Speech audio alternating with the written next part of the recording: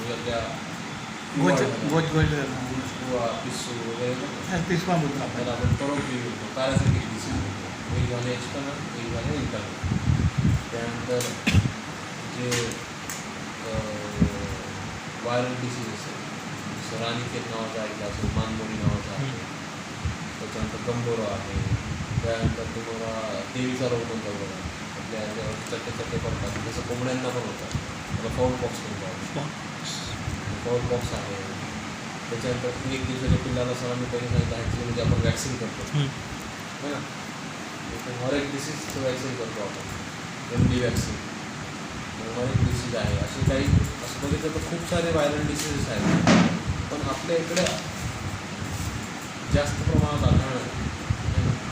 पण काही काही जे रोग आहेत ते रोग आपण आज बघणार आहे. मग त्याची लक्षणं कशी असणार, हे रोग आल्यानंतर आपल्याला काय करायचं. जसं आपण करोनाच्या काळात तुम्ही बघितलं असेल की करोना आला तर करोना हा जीवन म्हणजे व्हायरल डिसीज आहे. तर त्याच्यावर कुठल्याही प्रकारचं अँटीबायोटिक काम करत नाही. तुम्ही बघितलं कुठलंही औषध काम करत आहे का नाही, त्याच्यावर फक्त वॅक्सिनच काम करतं. लोक रिसर्च केलं त्याच्यावरती आणि वॅक्सिन काढलं. वॅक्सिन पहिला डोस, त्याच्यानंतर बूस्टर डोस आला, त्याचप्रमाणे आता म्हणतात की तिसरा पण डोस काहीतरी चालू आहे, रिसर्च चालू आहे त्याच्यावर. त्याचप्रमाणे आपल्या कोंबड्यांना पण व्हायरल डिसीजेस होतात. म्हणजे विषाणूजन्य रोग आहेत ते रोग होतात तेव्हा येतात. तर कधी कधी काय होतं की वॅक्सिन दिल्यानंतर म्हणजे वॅक्सिन जर तुम्हाला 5 महिन्यात नाही असेल की काय त्या रोगावरती व्हायरल डिसीज कुठलंही अँटीबायोटिक काम करत नाही. त्याच्यामुळे हा प्रसार येऊ आणि प्रसार कसा होतो व्हायरसचा जास्त प्रमाणात. म्हणजे बघा चायनामध्ये झाला आणि भारतामध्ये आला, अमेरिकेमध्ये गेलं, म्हणजे किती डेंजरस आहे व्हायरस. तसंच कोंबड्यांमध्ये जे होतात एका शेडमध्ये आलं तुमच्या बाजूला शेडला जर तुम्ही काळजी घेतली नाही बरोबर तर तिथं पण होऊ शकतो.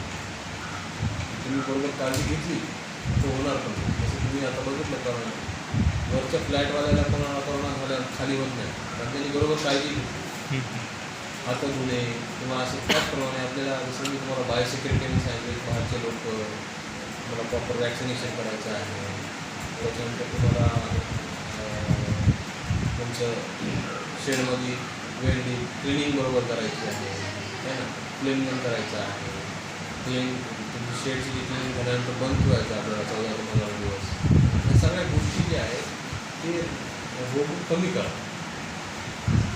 त्यामुळे पण रोग होतात. सगळ्यात जास्त रोग बघितलं पाण्यामुळे होतात.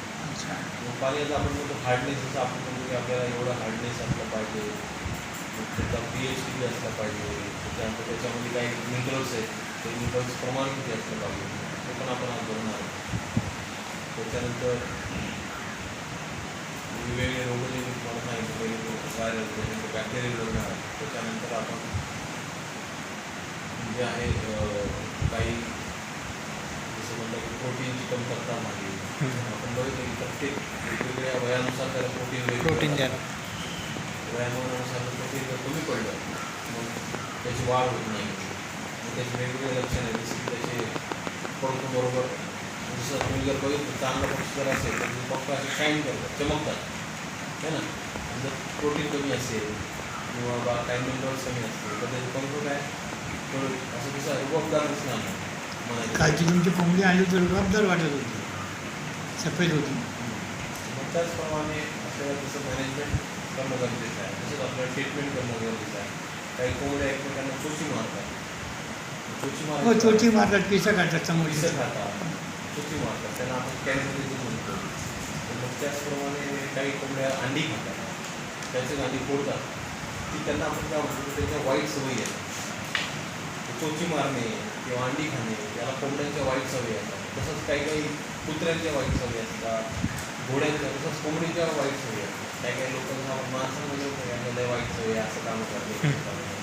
त्याचप्रमाणे कोंबडीच्या चोची मारणे किंवा त्या अंडी स्वतःची अंडी फोडून खाणे, अशा काही कोंबड्या असतात. त्याला एक कोंबडीला बघितली की दुसरी कोंबडी तसंच करते, तिसरी कोंबडी तसंच करते. सगळ्या कोंबड्या काय करतात तर आपल्याला त्याच्यावर ट्रीटमेंट करायची आहे. कशा प्रकारे ट्रीटमेंट करायची, मॅनेजमेंट ट्रीटमेंट करू शकतो आपण, काही मेडिसिन यूज करू शकतो का. जसं काही डिबीकिंग करायचं, कालचा आणि सांगितलं तोची मोर लागली की आपल्याला काय करायचं डिलिव्हरी करायचं आहे ना तशी तो जे कापतो ना हां ते त्याचे दोन कारण आहे असं नाही की फक्त तोची मारायलाच म्हणून नाही जसं तुम्हाला मी सांगितलं की आपल्याला किती दिवस राहते लेअरची कोंबडी जवळपास 110 100 ग्रॅम याचं 1.5 वर्ष किती दिवस राहते 1.5 वर्ष राहते 1.5 वर्ष राहते 52 आठवड्यापर्यंत आपण औषधं घेतो शेवटचं औषध 52 आठवडे 52 आठवड्यापर्यंत म्हणजे 52 आठवडे 1 वर्ष आपल्याला अंडी देते तर मग नाही 52वा दिवस सांगितलं पाहिजे शेवटचं ना आपल्याला औषधाचं नाही ते औषधचं आहे वाटतं आज सांगितलं त्याच्यामध्ये मेडिसिनचा आहे शेवटचा म्हणजे. दिवस 14 डेज पर्यंत असं काहीतरी ते आहे. हां शेवटचा दिवस 52वा दिवशी 16वा आठवडा किंवा 19वा आठवड्यापर्यंत आपण शेवटचं वॅक्सिन पॅक्स फाऊल पॅक्स 19व्या आठवड्याचं शेवटचं आपलं वॅक्सिन असतं 18व्या किंवा 16व्या आठवड्यात करतात 12 आठवडा 12 ना वेगवेगळे वयामा अम्मामा यांच्याने सध्या आता लेअरच्या कोंबडीला आता ते ब्रॉयलरच्या कोंबडीची सुट्टी नाही टाकत आहे हो काय ती नाही कापायची ती कशाला करतो ती 42 दिवसात जाणार कुठलंही काम करताना कुठलंही आपलं पोल्ट्रीमध्ये काही करताना त्याच्या मागे एक आपला काहीतरी हेतू असला पाहिजे कुठलंही काम किंवा मॅनेजमेंट करताना की हे का करायचं हे का नाही करायचं आणि एक तर पहिली गोष्ट ते एकमेकांना सुची मारत नाही है ना दुसरी गोष्ट की ते 42 दिवसामध्ये नेहमी जातं त्या सुची कामाचा प्रश्न नाही ही आपल्याकडे कोंबडी जवळपास किती दिवस राहते 1.5 वर्ष राहते तिचं जी चोच आहे ती फावड्याप्रमाणे होते बरोबर फावड्याप्रमाणे होते तर त्याच्याने काय नुकसान होतं काही कोंबडी काय होते पीठ खाते काही यूज करते